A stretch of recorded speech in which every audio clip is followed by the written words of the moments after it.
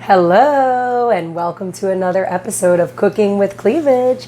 Today I decided to make a cake from scratch and I've never done this before, so bear with me. I'm using the Pillsbury's from scratch yellow cake mix recipe that I found online.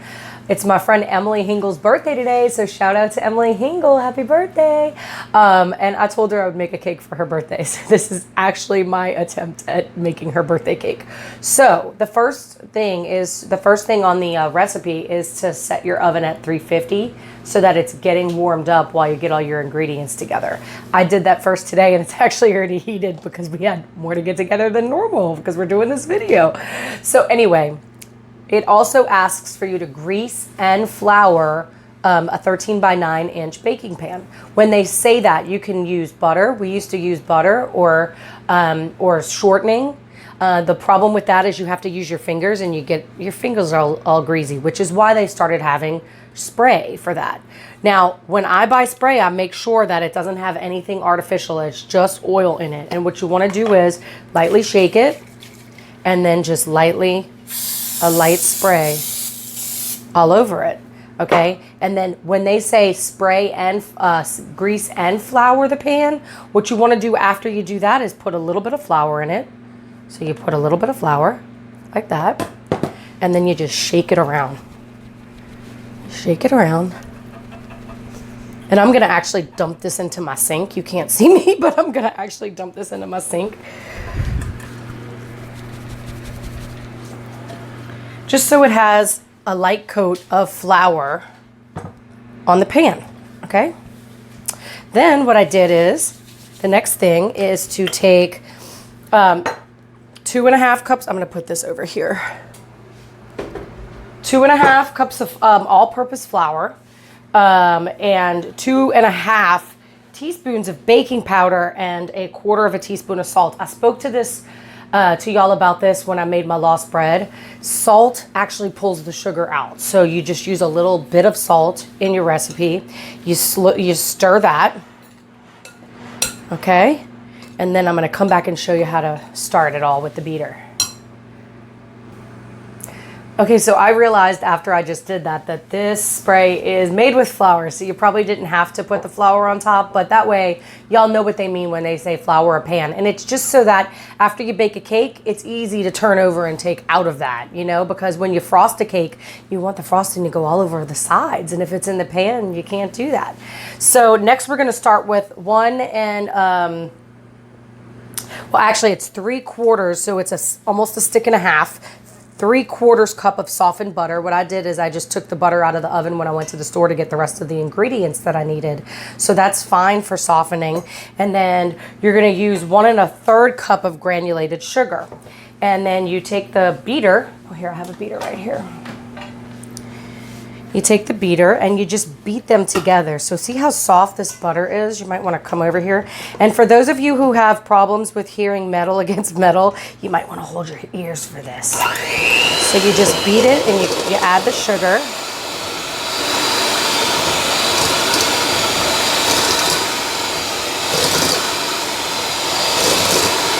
And you beat it all up.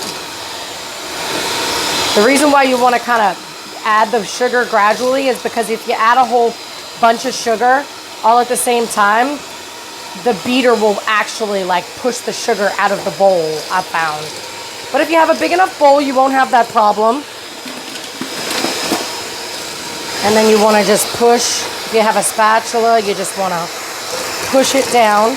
And you want to beat this until it's light and fluffy. This beater does not have the settings of beat or stir, so I don't know how high I have to make it.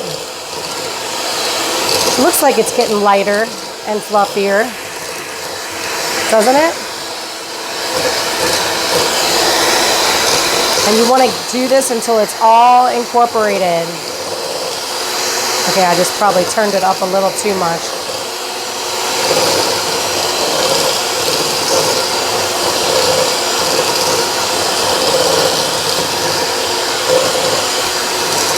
Supposed to beat it until it's light and fluffy. Does this look light and fluffy to you?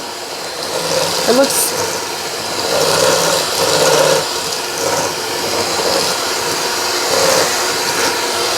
Okay, I'm gonna turn that off for a second because I'm gonna incorporate the vanilla. Add vanilla into it and 3 eggs. So the problem is that I only have 2 hands. Usually you have a helper for something like this. So I'm gonna add the vanilla. Some people say if you use natural vanilla that it changes the coloring of the cake. But come on, it doesn't change it that much. And do we really, we went through this when I made the chocolate pudding. You don't really want to use that gross. And then the eggs, so 3 eggs. So there's 1, 2, 3. This is an easy recipe, it's supposed to be. I found other recipes online where, you know, they said to separate the egg from the egg yolks and, you know, only use so many egg yolks and so many whole eggs and then fluff the egg whites and all that. So you can make this more complicated if you want to, you know. And then what we do is you just, you know, you take this egg mixture, right? The flour mixture, sorry. Let me use this spoon maybe. And you just incorporate it in. And you incorporate a little bit of this. It looks like it's getting a little hard. And a little bit of milk. It's 1 1/4 cups of milk is what the recipe calls for. I think I'm gonna have to mop after this.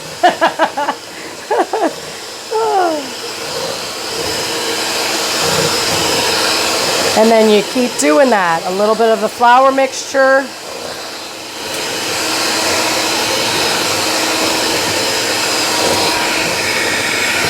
And a little bit of milk.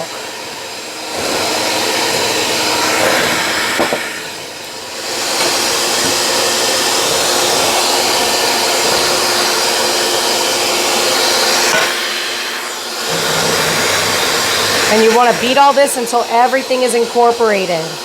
Okay, so I'm going to come back after that's done. Okay, so I finished, as you can tell. That's really nice, smooth batter.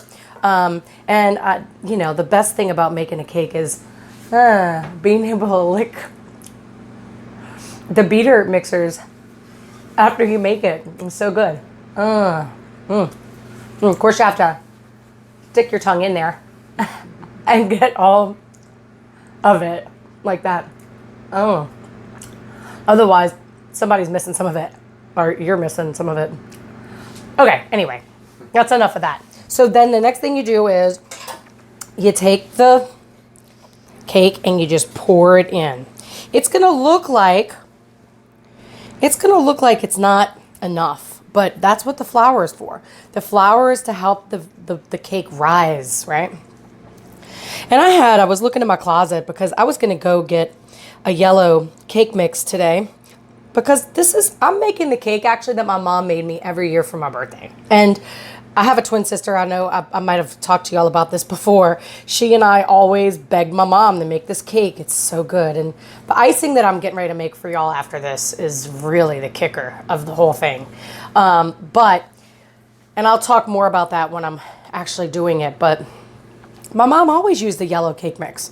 And so I was like getting ready to go get a yellow cake mix at the store. And I was like, you know, how long does it take to make a yellow cake mix? Because the Saints game is coming on today and I need to make sure I can watch it. So I was like, well, how long does it take? And when I Googled how long does it take to bake yellow cake mix, all these homemade recipes came up. And I was like, well, of course I can make a homemade. I mean, that's how this whole Cooking with Cleavage started, is that I wanted to make homemade chocolate pudding, right? During the shutdown when everybody was starving for chocolate pudding, and the stores finally opened and I went to go get chocolate pudding and it had all that dye in it, remember? So I was like, well, I mean, literally, I looked in my closet and I had literally almost every ingredient to make this cake. I did find self-rising flour in my closet as well. And I was like, couldn't find the all-purpose flour. So I was like, okay, well, what's the difference? And I looked it up and it says it's not interchangeable. So I'm not an expert at baking. My twin sister was always better at baking than I was. I used to call her Betty Crocker, actually. So sorry, Ashley, I'm using a Pillsbury recipe. So sorry, Betty Crocker. Okay, but anyway, you get it in there and you get it all nice and even, just like this, right? You just don't want it to be a lopsided cake.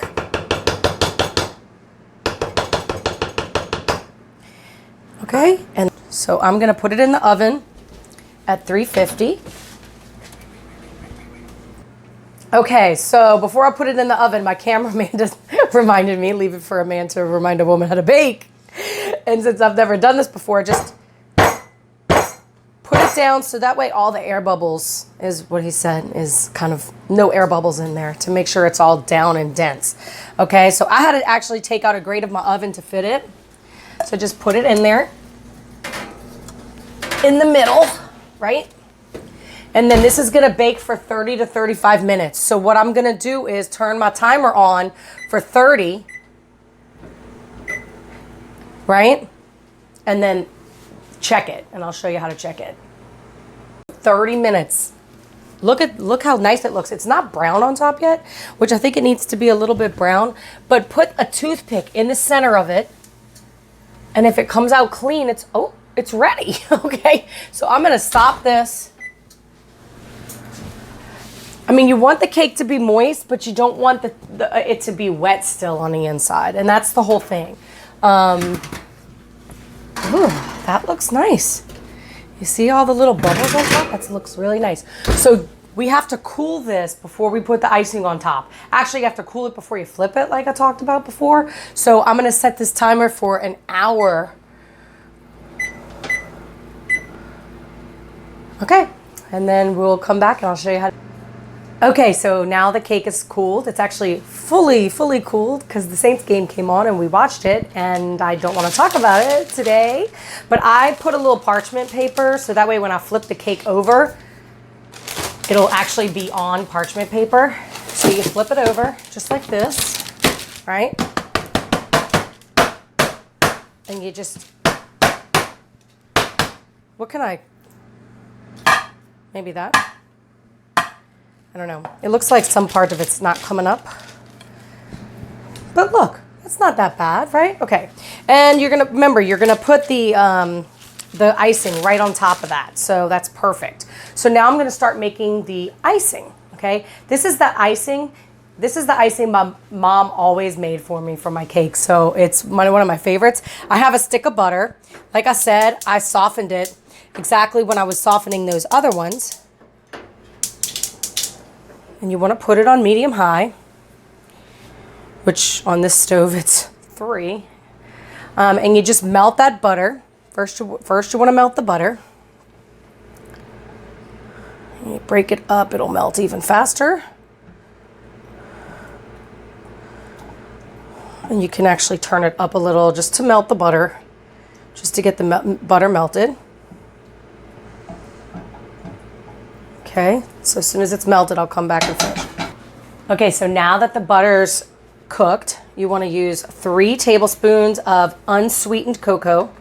I actually found one a while back that I was using with my pudding that I made a while back here. That was dark. It was the bittersweet, dark, unsweetened cocoa, which was so divine, but I couldn't find it at the store this time. So you just mix the butter in with the chocolate. You get it all mixed in.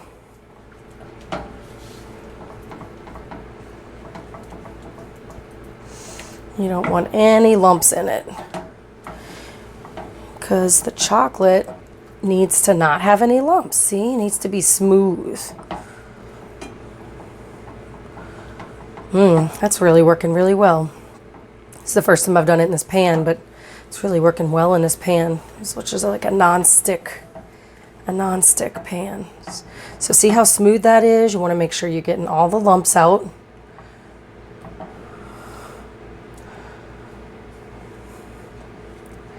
Any lumps you see, That looks pretty smooth, huh? Make sure the spatula doesn't have any lumps left in it. Okay, and it's really hot at this point. You want to add a can of sweetened condensed milk. So you add that in, and then it's going to actually be like cooking it like pudding. You just cook it until it starts to like boil.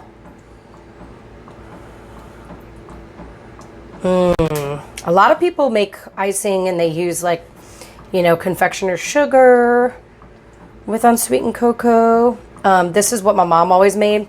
And she got the recipe from my dad's best friend's wife when I was a kid, Aunt Dulcie. She was from Honduras. She's still alive, actually. I haven't seen her ever since they got divorced, but the cake was original. The original recipe that she gave my mom had 2 layers of the cake, and the middle layer had some type of, you know, confiture or jelly or jam or something like that. Some kind of berry, like a raspberry interior or something like that. So you can always do that. You just need 2 pans that are exactly the same, or, you know, you need a lot of time on your hands so you can cook 2 and cool 2.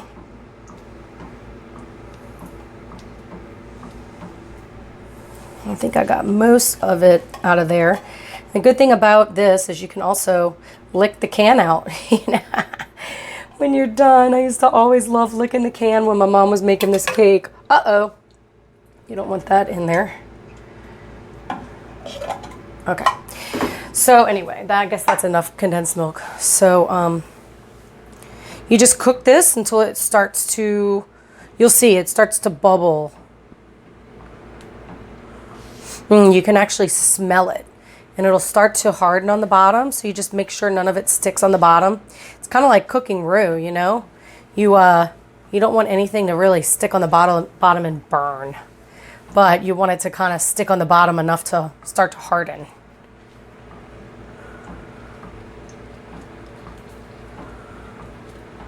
All right, and I'm going to let you know what that looks like when it starts to happen.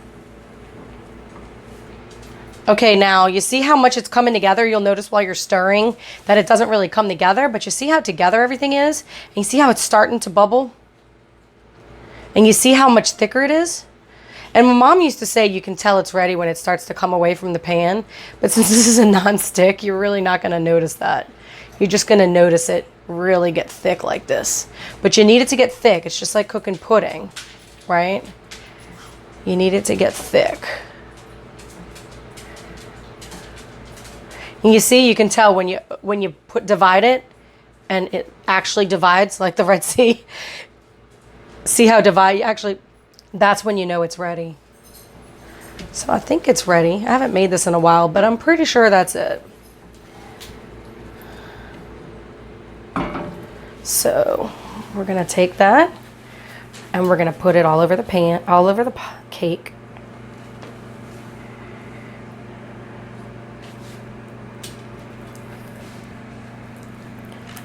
All right, you're gonna get all the sides of it. You want to get every little bit of it. It's not going to take long for this to actually harden, because you want to wait for the icing to harden. You don't want to serve it piping hot. You'll burn people's mouths like that. Just see. And then you just spread it. Spread it, and then it falls on the sides, like I said, which you wouldn't have if you just kept it in the pan. It would just...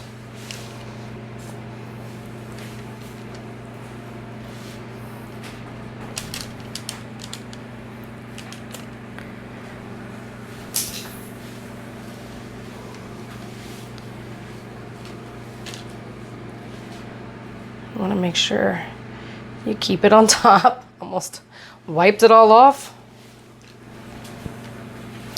Just want to kind of get it all on the sides. Looks like it's pretty thick on this side. You want to get it as much as you can.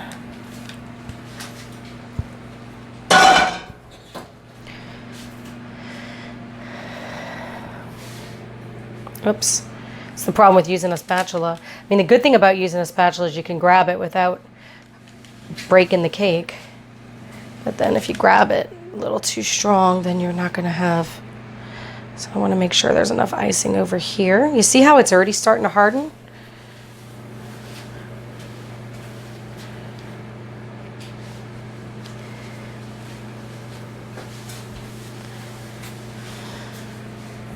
And then you can decorate it however you want on top, which is what I'm going to do next. But unlike my normal videos where I usually taste things after I cook them, I'm not going to taste this because this is, like I said, actually for my friend Emily's birthday. But I do want to do one thing. I'm going to step off camera and come right back. I would like to plug my friend Emily's book. She wrote this great book called Band Room. You can find it online and you can buy it. And it goes through all musicians in there. Oh, look, this is my beautiful friend. What a coinky dink. I opened it to your page. So it's all their band room spaces and how they actually rehearse, and where's her front page? There you go. Margie Perez, that's a friend of mine too. But anyway, it's all the bands and all the spaces where they practice and their beginnings and all kinds of stuff, and it's really good. So check that out. Happy birthday again to Emily. Thanks for joining me today, and I'll see you for the next episode of Cooking with Cleavage.